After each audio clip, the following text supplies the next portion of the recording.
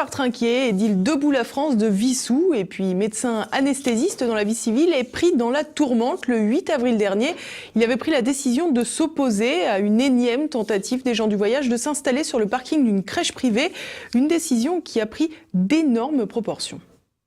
Alcoolique, fou, dangereux, les adjectifs utilisés dans les médias pour dénigrer le maire de Vissou, élu pour la première fois en 1995, n'ont pas manqué depuis le 8 avril dernier.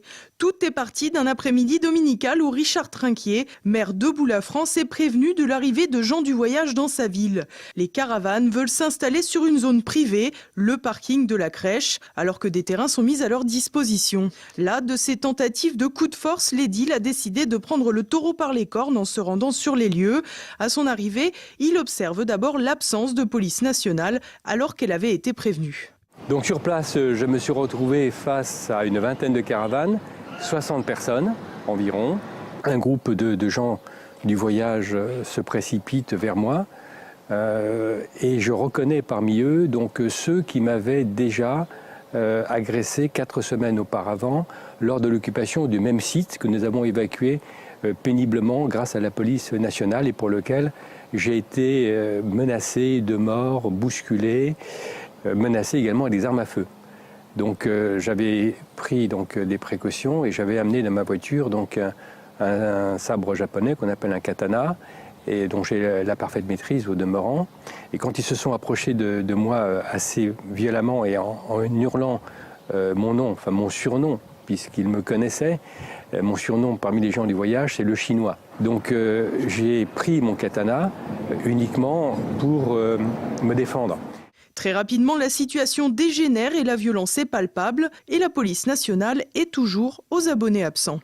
Immédiatement, je suis tombé dans une embuscade, c'est le terme qu'il faut utiliser, puisque au découvert d'une des caravanes, je suis tombé sur plusieurs hommes qui avaient des fusils de chasse, mais dont l'un, plus particulièrement à 5 mètres de moi, me visait avec un fusil à pompe, plein visage. Donc je m'attendais à recevoir un coup de fusil. Et c'est à ce moment-là que le policier municipal qui m'accompagnait à 3 mètres derrière a vu la scène, a dégainé son arme et j'ai entendu à ce moment-là une femme qui hurlait ne le tue pas, ne le tue pas. Elle parlait à son mari. Pour l'édile, la situation de légitime défense est évidente. Pourtant, la presse a dressé un portrait plus qu'étonnant. Alors que le maire portait un gilet pare-balles, conscient du comité d'accueil qu'il allait recevoir, les médias ont affirmé qu'il s'était affublé d'une étoile de shérif, étoile qui n'était autre que le logo du gilet pare-balles.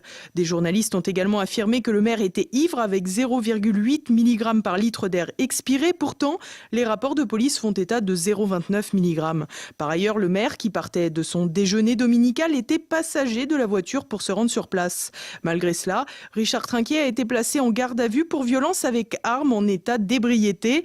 Il y est resté 48 heures. Un traitement sévère auquel nombre de délinquants n'ont pas droit. En réalité, Richard Trinquier semble être une cible de prédilection. En effet, ses qualités de courage sont vantées par ses administrés, notamment face aux installations illégales des gens du voyage.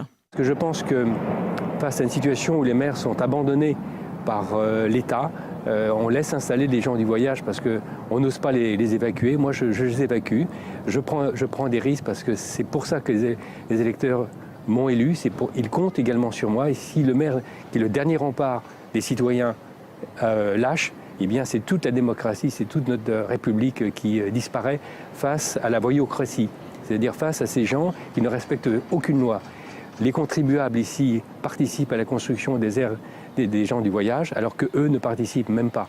On ne leur demande même pas le moindre pécule. Et quand on leur demande de payer une participation pour les frais engagés, parce qu'ils ne participent évidemment pas à l'investissement, c'est les concitoyens qui participent à l'investissement qui se font lourds. Une aire des gens du voyage, même faiblement aménagée, il faut acheter le terrain. Ici, les terrains sont très chers. C'est l'ordre de 400 000, voire 1 million d'euros qu'il faut engager. Et ça, c'est les contribuables qui le payent. Par contre, les gens du voyage n'utilisent pas ces aires parce qu'on leur fait payer une petite contribution très modeste de l'ordre de 10 € par caravane et par jour, mais ils préfèrent occuper de façon illicite. Richard Trinquier doit comparaître devant le tribunal d'Évry le 14 mai prochain. L'occasion pour lui de livrer sa version des faits, une occasion que les médias ne lui auront pas donnée puisque toutes ses demandes de droit de réponse sont restées lettres